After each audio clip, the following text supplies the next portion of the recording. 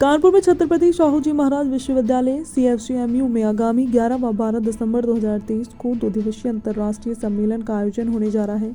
इसमें कैबिनेट मंत्री उच्च शिक्षा उत्तर प्रदेश योगेंद्र उपाध्याय सम्मेलन में मुख्य अतिथि होंगे, जबकि ASEM अध्यक्ष प्रोफेसर सेमस ओ तुआमा आयरलैंड उद्घाटन कर व्याख्यान देंगे।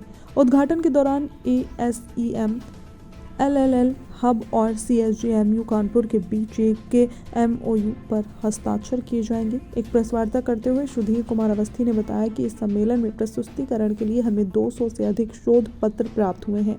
11 से 12 दिसंबर 2023 को ऑन स्पॉट पंजीकरण भी किया जाएगा, इसलिए हम विदेशी विश्वविद्यालयों, केंद्रीय विश्वविद्यालयों और राज्य विश्वविद्यालयों से 300 से अधिक प्रतिभागियों और CFCM और अन्य विश्वविद्यालयों से 3 से अधिक छात्रों की उम्मीद कर रहे हैं। ये सम्मेलन हाइब्रिड मोड पर है, इसलिए डेनमार्क, आयरलैंड, यूरोपीय संघ और भारत के अन्य राज्यों के कुछ प्रतिभागी भी ऑनलाइन मोड के माध्यम से इसमें शामिल होंगे।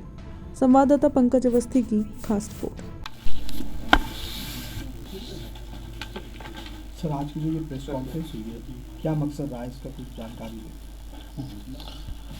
हमारे यहाँ school of arts, humanities and social science विभाग द्वारा एक बहुत अच्छी इंटरनेशनल कॉन्फ्रेंस आयोजित की जा रही है 11 और 12 दिसंबर को इसी विश्वविद्यालय कैंपस में। और इस इंटरनेशनल कॉन्फ्रेंस का उद्देश्य यह है कि ये जो सतत शिक्षा है, उस सतत शिक्षा का लाभ कैसे इस पूरे प्रदेश को और प्रदेश के अलावा पूरे देश को इसको मिल सके। जैसा कि आपको विदित है कि सतत शिक्षा का मतलब है कंटिन्यूअस एजुकेशन। तो कंटिन्यूअस एजुकेशन का अर्थ यह हुआ कि हमें अपनी पढ़ाई को एक निश्चित समय सीमा के बाद समाप्त नहीं करना है, इस पढ़ाई को अनवरत जारी रखना है।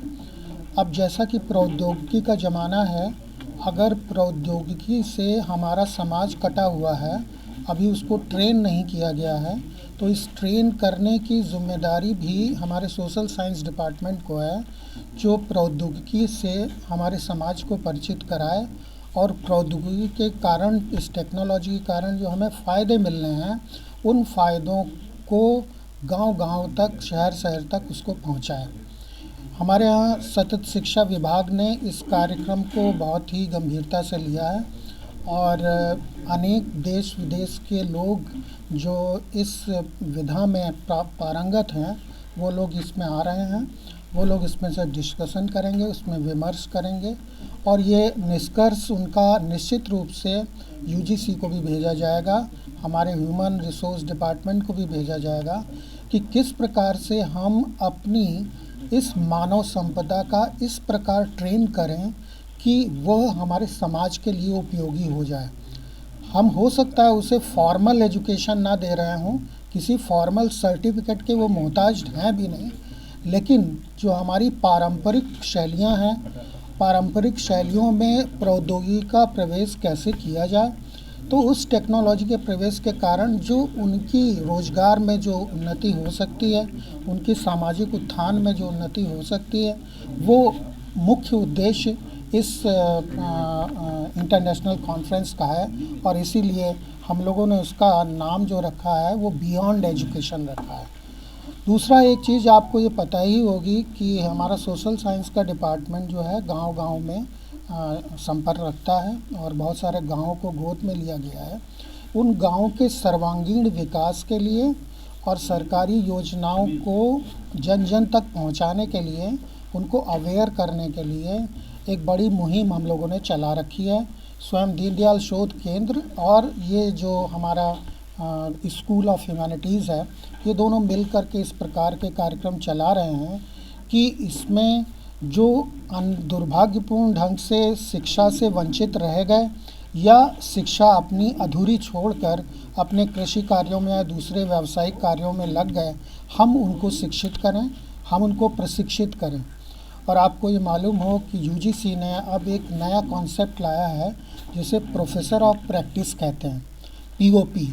तो प्रोफेसर ऑफ प्रैक्टिस को डिग्री की आवश्यकता नहीं है, उसे एक ट्रेंड सकुशल आदमी की आवश्यकता है जो हमारे बच्चों को ट्रेन कर सके।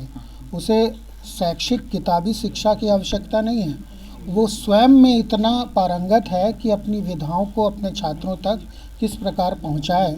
इस कॉन्सेप्ट के साथ हम लोग प्रोफेसर और प्रैक्टिस की इस प्रक्रिया को लेकर के अपने जनों को, अपने न केवल वृद्धजनों को बल्कि सभी युवाओं को, 40 के बाद के भी युवाओं को इस प्रकार की ट्रेनिंग हम देंगे और अपने सामाजिक दायित्वों के प्रति उनको हम जागृत करेंगे, जिससे हमारा समाज विश्व गुरु बन सके।